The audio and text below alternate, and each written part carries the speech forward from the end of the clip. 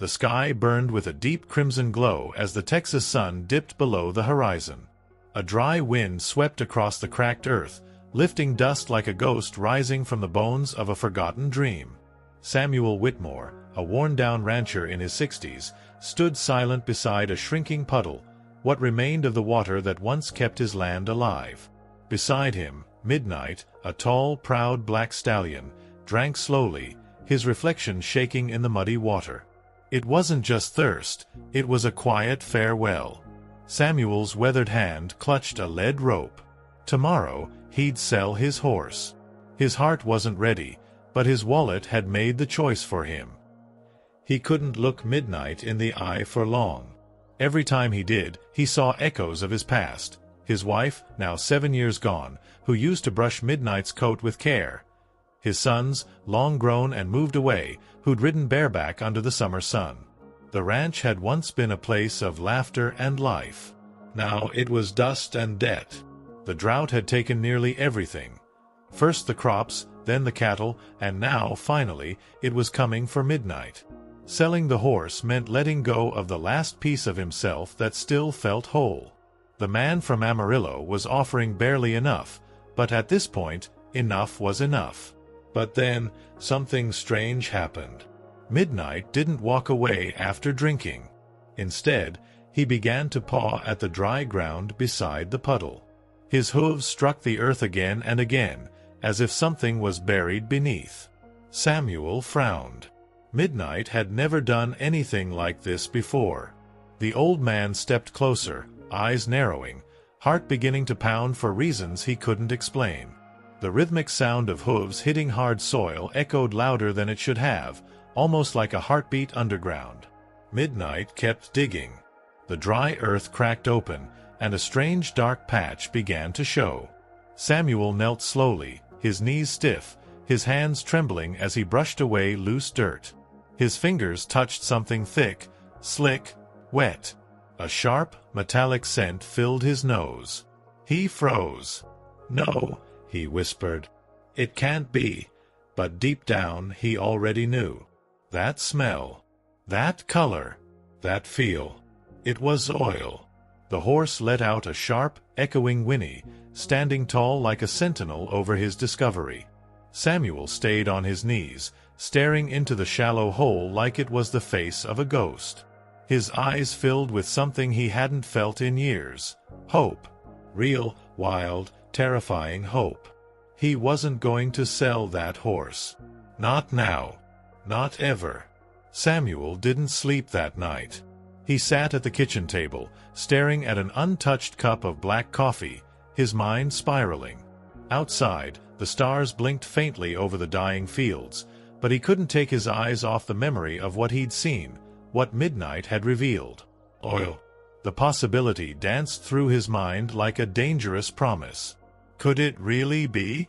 After all these years of struggle, after watching everything he built crumble to ash, was it possible that salvation had been lying just a few feet under his boots the whole time?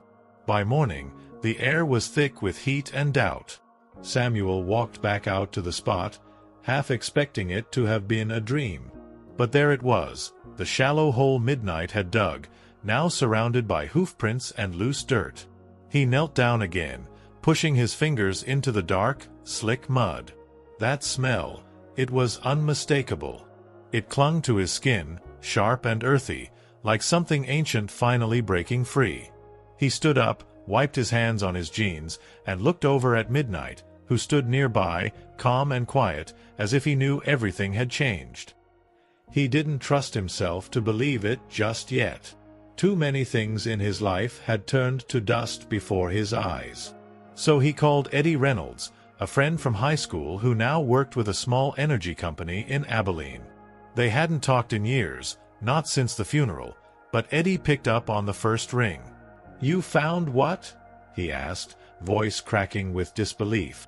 Samuel hesitated. "Oil, I think. On the north pasture.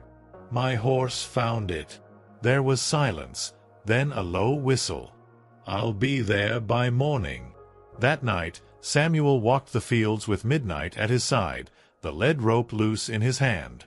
He whispered apologies to the horse under his breath, guilt rising like bile in his throat. "I was gonna sell you, boy. God help me." Midnight nudged his shoulder gently, like he forgave him already. Samuel stopped walking and knelt down, resting his forehead against the horse's warm neck. Tears came then, hot, quiet ones that rolled down his face and into the dust. He didn't fight them. The next morning, Eddie arrived in a dusty pickup, stepping out with a grim expression that shifted fast when he saw the sight. He crouched beside the hole, scooped some of the black earth into a jar, and gave it a long sniff. "You weren't lying," he said slowly. "Sam, this could be big. Real big." Samuel felt the world shift beneath his feet. For a moment, he didn't speak. He just looked at Midnight, who stood under the same dry sun, patient and still, like he'd always known the truth buried beneath the dust. But Eddie's next words weren't what Samuel expected. He stood up, eyes narrowing. "But if this is what I think it is, you've got more than oil. You've got a problem. And not just with the land." Samuel's heart skipped. A shadow passed over the field, though no cloud was in sight. Midnight snorted softly. Something deeper was beginning to rise, something no one had been ready to dig up. Samuel leaned against the fence post, watching as Eddie moved methodically around the site, taking samples, marking coordinates, and speaking into a small voice recorder. The sight of oil had shifted something in the air, but now it wasn't hope Samuel was breathing. It was caution. Eddie hadn't said much after that last sentence, but the weight in his voice stuck with Samuel like dust in his throat. "What did you mean?" Samuel had asked. Eddie had only replied, "This land has a history, Sam. And if you hit something valuable out here, others are going to come looking." Memories began bubbling up from a place Samuel thought he'd buried for good. His father's warnings, old deeds written in faded ink, whispered conversations on the porch when they thought the kids were asleep. The north pasture had always been left alone, not because it was barren, but because something about it made people uneasy. Samuel never questioned it too deeply. He figured it was just superstition, ranchers holding on to old ghost stories. But now, standing over oil, he wondered if it had all been real warnings wrapped in folklore. Later that afternoon, Eddie pulled out a folded county map from his truck and laid it over the hood. "You ever look at the mineral rights on this place?" he asked. Samuel shook his head. "This land's been in my family for generations. Never thought to check." Eddie nodded, tracing lines with his finger. "That's what worries me. Some of this land, especially this section right here, was disputed decades ago. There were legal fights, even some threats of violence. The records are incomplete. If you found oil on disputed ground, Sam, someone else might have a claim to it." Samuel's hands curled into fists as he stared down at the map. He didn't need this. He couldn't afford a legal battle. Not now. Not when he'd finally tasted the smallest hint of salvation. Midnight, standing nearby, pawed gently at the ground, drawing Samuel's gaze. He walked over and ran a hand down the horse's neck. "I'm not losing this," he muttered. "Not again. Not this time." Midnight blinked slowly, as if in agreement. Just before sunset, Eddie closed his notebook and looked at Samuel with a tight jaw. "I'll run the tests tonight. But I'll be honest with you, Sam, if this pans out, things are gonna get real complicated. You need to be ready for that." Samuel nodded, but his mind was already racing. Complicated was better than hopeless. At least now, there was something to fight for. Something worth protecting. As darkness crept over the ranch, Samuel stood alone by the dig site, the cool night wind brushing against his face. In the distance, Midnight paced slowly along the fence line. There was something in the way the horse moved, restless, alert. And in that moment, Samuel felt it too. Someone, or something, was watching. And whatever had been buried here, wasn't meant to be found. That night, Samuel couldn't shake the feeling that he wasn't alone. The ranch had always been quiet after dark, but now the silence felt loaded, like the land itself was holding its breath. Midnight stayed close to the house, ears twitching at the slightest sound. Even the wind, usually a constant companion, had settled into an eerie stillness. Samuel lay awake on the old leather couch, the oil-stained map Eddie had left spread out on the coffee table. He stared at the north pasture, where decades of secrets were now bleeding to the surface. In the early hours of the morning, a soft knock startled him from a half-sleep. He grabbed his shotgun and opened the door, expecting Eddie, but found no one. Just the vast, empty dark. He stepped onto the porch, scanning the fields. That's when he saw it, the barn door swaying open, though he was certain he'd locked it. Heart pounding, he walked slowly across the dirt yard. Midnight stood by the fence, staring intently at the structure, ears pinned back. Inside the barn, everything looked untouched, until he noticed the footprints in the dust. Not his. Not Eddie's. Bare feet. Small. Too small for a grown man. The sight of them triggered a memory so old it came like a ghost. Samuel, maybe 10 years old, hearing his grandfather shout at his father about digging too deep. A girl who had gone missing. A field they were never to enter again. His grandfather had spoken of the land like it was cursed, as if something evil slept beneath it, waiting to be disturbed.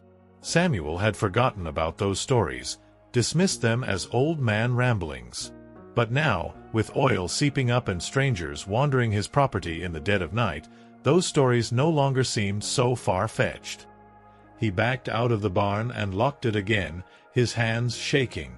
The weight of everything, the oil, the history, the strange footprints, was starting to wear on him. And yet, deeper inside, something kept pushing him forward. Was it greed? Hope? Or just desperation? He didn't know anymore. But he knew one thing for certain. He couldn't walk away from this. Not now. Not after everything Midnight had uncovered. Later that morning, Eddie returned, a grim look on his face and papers in his hand. The soil sample tested positive. It's oil, no doubt. But there's more, he said, pausing. Someone's already filed a claim on the section you're sitting on. A man named Clay Rutled. He says his grandfather bought that corner of the land back in 1952, but the paperwork disappeared after a fire. He's threatening to take you to court if you drill. Samuel's blood ran cold. Rutledge. That name was poison in this county. A name that came with rumors of land feuds, bribes, and something darker, something Samuel had been warned never to repeat. Samuel stood silent, eyes fixed on the northern horizon. Midnight let out a low, uneasy snort. The wind had picked up again, blowing from the north pasture. And in its cold breath, Samuel heard something he hadn't heard in decades, his grandfather's voice, trembling and firm. That land doesn't give. It takes. Clay Rutledge arrived without warning. His truck kicked up a cloud of dust as it rolled up the long drive, stopping just short of Samuel's porch. The door creaked open and out stepped a man in his late 50s, tall, lean, dressed in a dark gray suit that didn't belong on ranch soil. His silver hair was slicked back, his face weathered but proud, and his eyes, cold and calculating, locked onto Samuel like a man sizing up prey. Midnight, tied near the barn, let out a sharp, angry whinny. The horse sensed something before Samuel even opened his mouth. "Didn't think I'd show up in person, huh?" Clay said with a half-smirk. "I like to look a man in the eye before I take everything he has." Samuel didn't flinch, but inside, something twisted. Clay wasn't just a name from old rumors. He was a living, breathing threat. His family had a legacy of quiet violence in the region, always circling weak landowners like vultures. Samuel crossed his arms. "You have no proof. That land's been in my family for generations." Clay nodded slowly. "And yet here we are. I've got affidavits, photos, even a notarized letter, my grandfather's. Yours may have buried the paperwork, but fire doesn't erase memory. My lawyers will have your ranch tied up in court before you can blink. No drilling. No profits. Just dust and debt. As Clay turned to leave, he paused. Funny thing about this land. Your folks always kept it quiet. Never used it. Never touched it. Makes a man wonder what they were hiding. Maybe I'll find out once it's mine. With that, he tipped his hat and drove off, leaving behind only tire tracks and the thick stench of threat. Samuel stood frozen for a long time. Midnight came to his side and nudged him gently, snapping him out of the haze. "He's not taking this," Samuel whispered, almost a vow. "He's not taking you.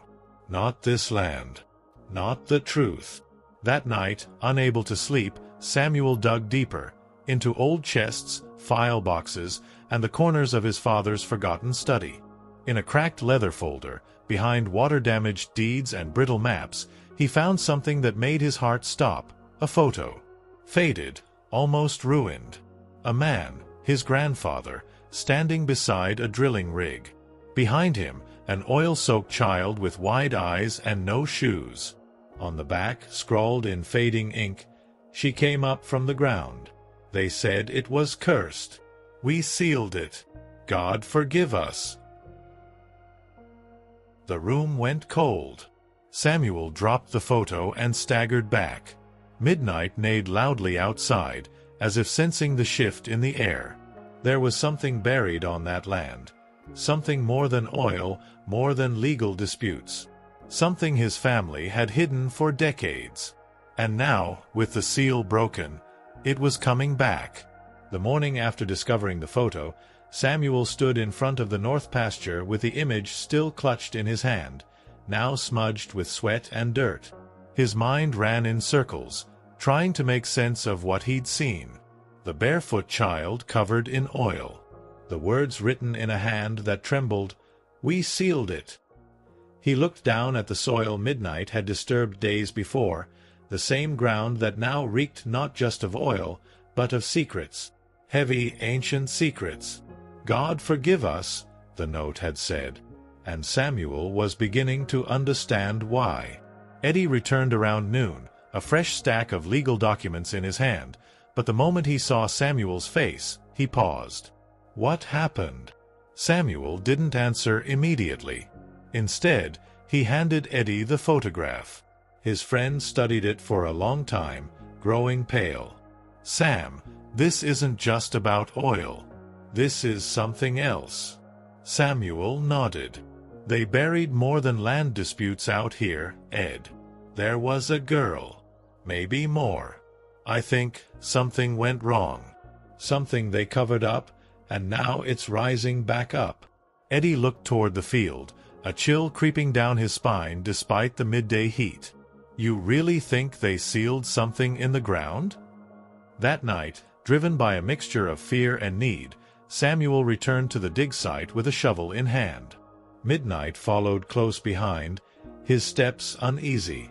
The air felt thicker than usual, like breathing through wool. Each thrust of the shovel into the soil seemed to echo louder than it should. After nearly an hour of digging, he hit something solid. Metal. A rusted plate of iron embedded deep in the earth. He dropped to his knees, brushing the dirt away with frantic hands. Bolted shut. Weather-worn. And carved crudely into its surface, "Do not open." His breath caught in his throat. It wasn't just a warning, it was a plea. He stared at the bolts, his hands hovering above them.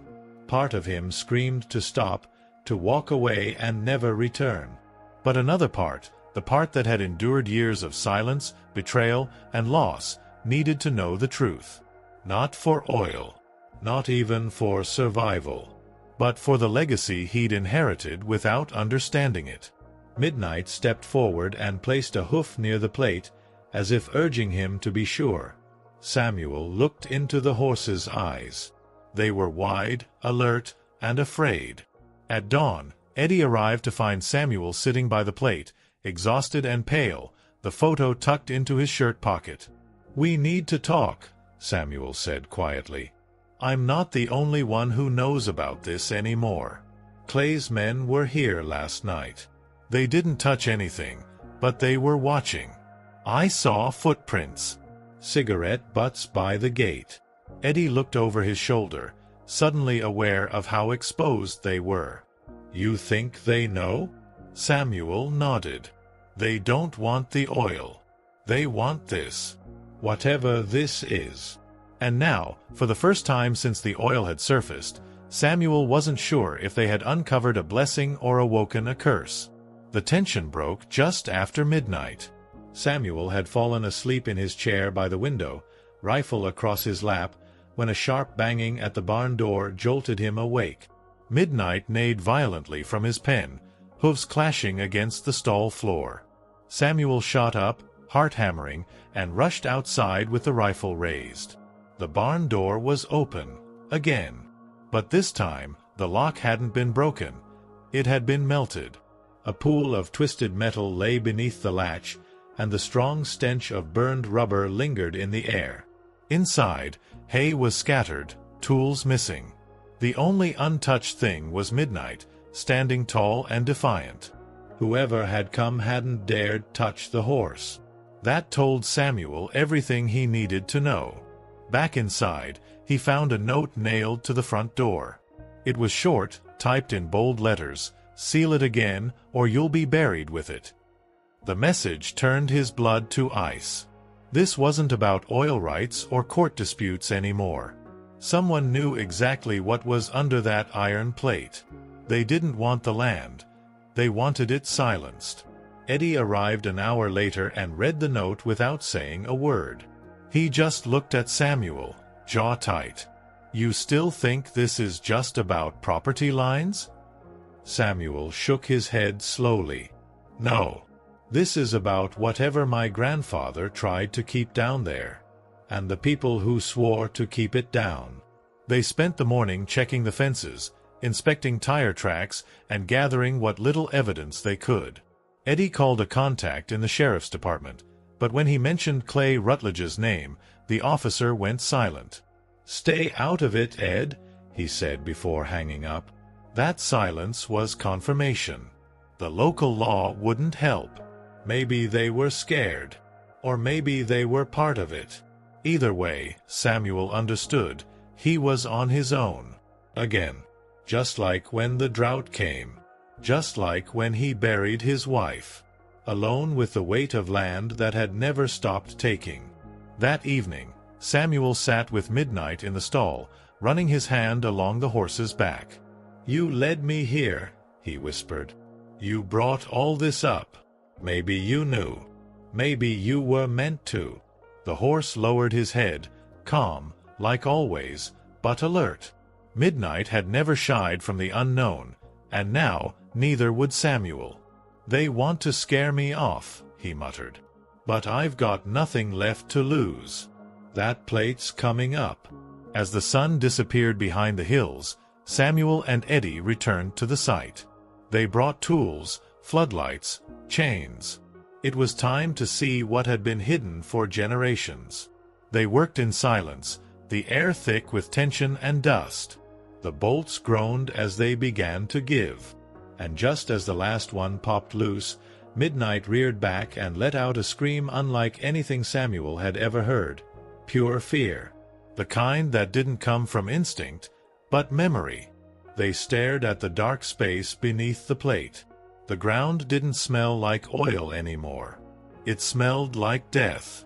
The moment the iron plate hit the dirt, the air changed. It wasn't just the shift in temperature. It was something deeper, like the land itself exhaled after holding its breath for decades. A low hum vibrated beneath their feet, subtle but undeniable, and Samuel felt it in his bones.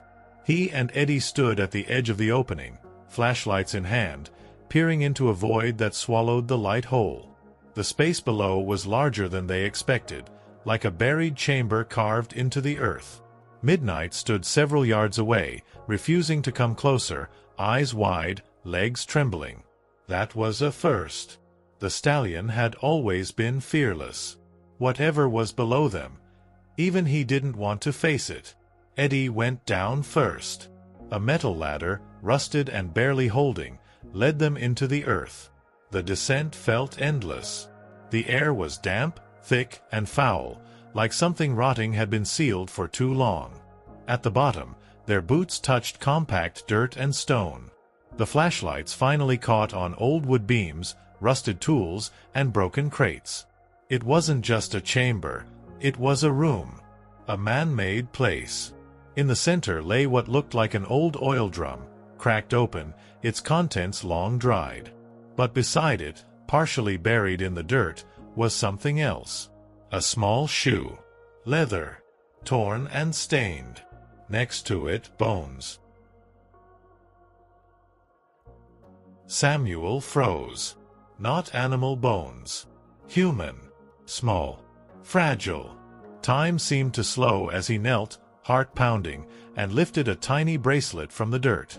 The same bracelet he'd seen in the photo. A chill went through him so sharp it nearly dropped him to the ground. The girl. She wasn't just a memory. She had been real. And someone had sealed her down here like she was part of the land's shame. Eddie stood speechless beside him, face pale. "This wasn't an accident," he whispered. "This was a cover-up. They knew. Your grandfather, he knew." Suddenly, a creak echoed through the chamber, above them. Then another. Footsteps. Someone was walking around the opening. Samuel turned off his flashlight instantly. The two men crouched in silence, holding their breath. Dust rained down with each step above.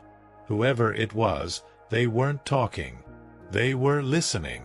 And then came the sound of metal scraping, something being dragged over the hole. The plate. Samuel's eyes widened. They were trying to seal it again. With them inside. Samuel lunged for the ladder, Eddie close behind. Dirt rained down as they climbed. They reached the top just as the iron plate slid halfway over the hole. Samuel threw his shoulder into it, pushing back with everything he had. A shadow moved on the other side, tall, fast, then gone. They burst out into the night air, coughing and gasping. The floodlights had been smashed. The truck tires slashed. Whoever had come prepared. They stood in the dark, the silence screaming around them. And below, in that chamber, something had started to move. The sun never truly rose that morning. A thick, unnatural fog blanketed the ranch, casting a pale gray hue over the fields. It clung to the skin, heavy and damp, carrying the faint stench of earth and something sourer, older. Samuel hadn't slept. Neither Havia Eddie. They sat on the porch, eyes bloodshot, hands still dirty from the night before. The silence between them wasn't empty. It was loaded with the weight of what they'd seen. The girl. The chamber. The bones. And the unmistakable truth that something or someone had returned to make sure it stayed hidden. Midnight hadn't touched his feed. He paced near the fence like a sentry, ears flicking, nostrils flaring. It wasn't just instinct, it was recognition. As if the horse remembered something no man could. Samuel approached him slowly, whispering soft words. "You knew. You knew this land wasn't just dry. It was angry." Midnight nuzzled his shoulder briefly, but his gaze remained fixed on the northern pasture. He was waiting for something. Samuel felt it too, like thunder building beneath the ground, not in the sky. By noon, Eddie made a decision. "We can't leave that chamber open. If Clay's people come back and destroy the evidence, that girl dies a second time. We need to call someone. State authorities. Media. Hell, someone from outside this place." But Samuel wasn't listening.